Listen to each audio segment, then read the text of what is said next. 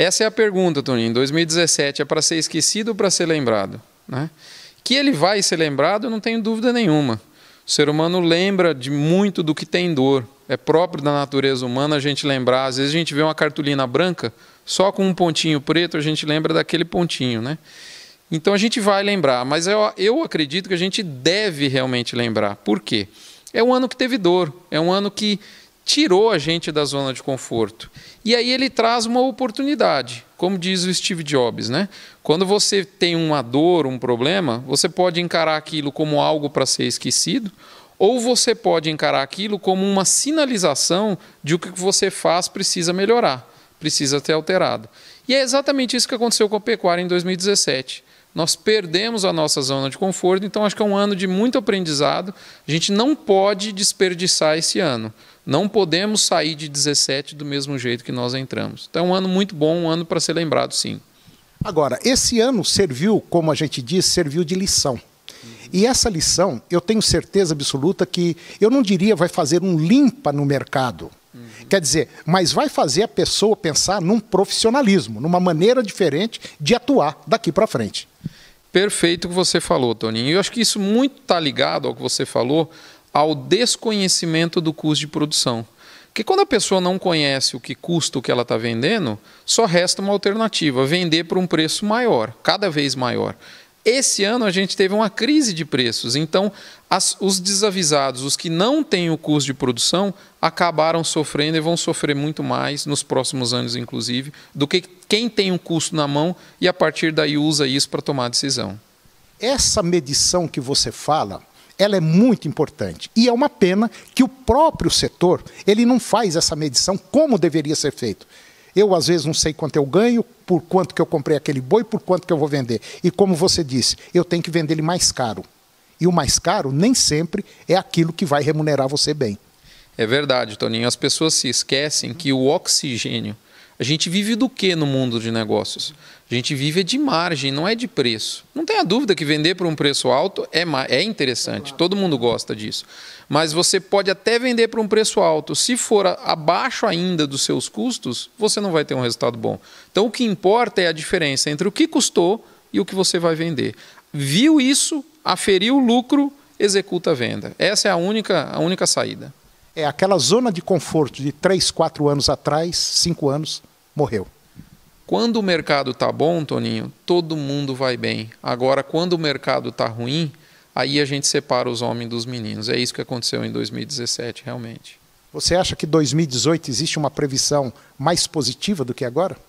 Toninho, essa previsão para mim ela é real, ela já existe. A gente tem certamente alguns pontos de preocupação com 18. Não tenha dúvida, um cenário político incerto, uma economia ainda que em retomada, mas numa retomada suave, em início, é fato. Só que se a gente olhar a cotação futura, a própria cotação futura do boi gordo já sinaliza um preço para maio do ano que vem, que é o mês da safra, 10% acima de maio de 2017. Se a gente olhar que a gente não tem inflação, uma inflação muito baixa esse ano, já é uma recuperação do poder de venda do pecuarista. Então é muito importante a gente olhar, o mercado já está sinalizando oportunidade. Isso significa dizer que quem não se preparou para o próximo ano, provavelmente já corre o risco de ter grandes prejuízos. Corre o risco de não aproveitar um momento de recuperação do mercado. De novo, a gente ainda tem motivo para se preocupar, é fato. Mas eu, por exemplo, já consegui fazer vendas para janeiro, fevereiro de 2018 que estão me dando 2% ao mês de rentabilidade. Agora, se você olhar dentro do mercado financeiro, com 7% ao ano, eu obter 2% ao mês num ciclo de 3, de 4 meses, já é muito bacana de se aproveitar. Isso já está no mercado. Não posso pensar em termos de 5, 6, 7% ao mês, mas 2% é uma margem muito boa, porque quando a gente passa a régua e leva para o final do ano, faz o balanço do ano, é um número positivo. É o meu número objetivo. Eu estou perseguindo, nos 7 lotes que eu tenho à disposição para venda ao longo de 2018, 2% ao mês de rentabilidade. Todos os lotes em que eu já consegui essa rentabilidade, eu já estou tratando de proteger esse preço.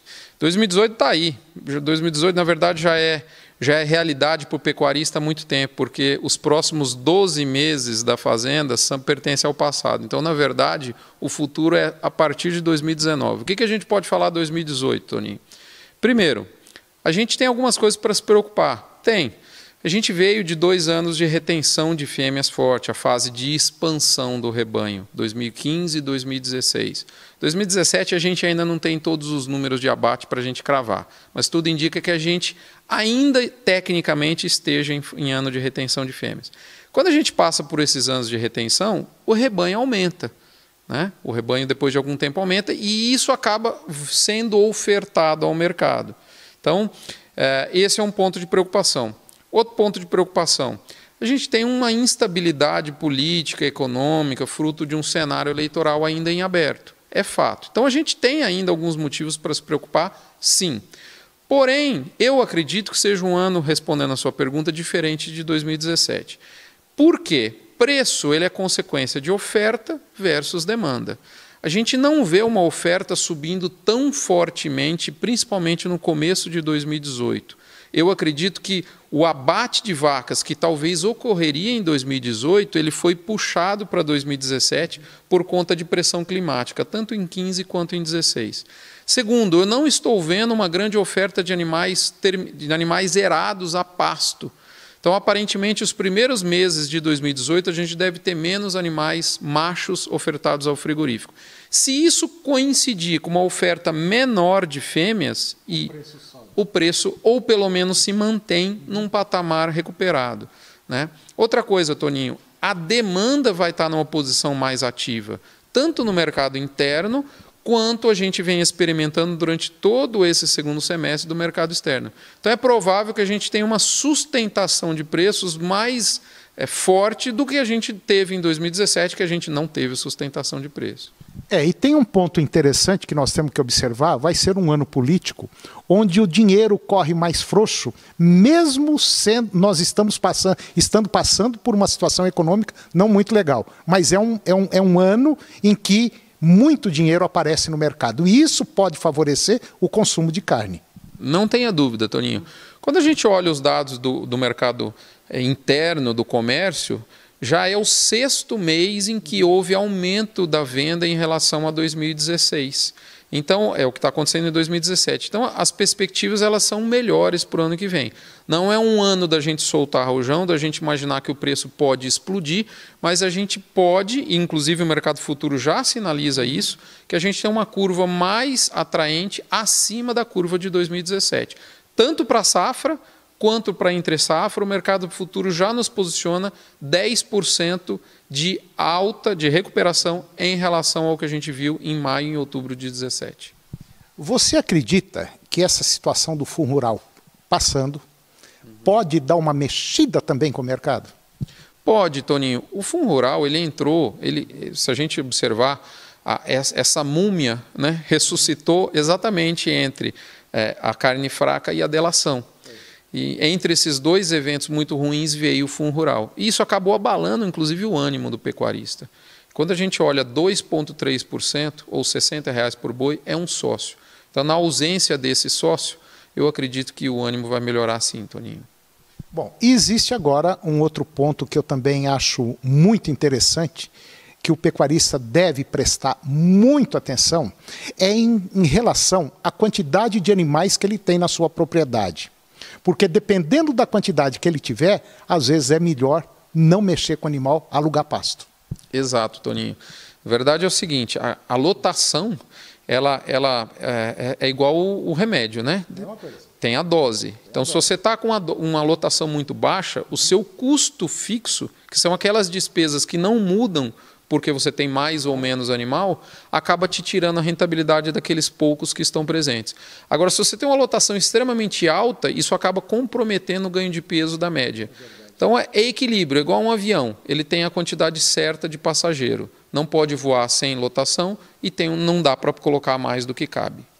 E é bom a gente lembrar que um funcionário hoje, se você registrá-lo com salário mínimo, ele te representa aproximadamente aí 12, 13 bezerros por ano, né?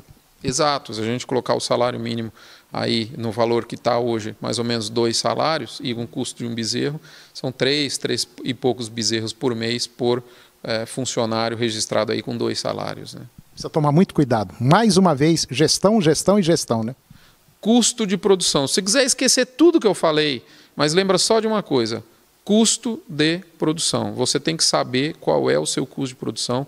É essa lanterna que vai te guiar na escuridão do futuro do mercado.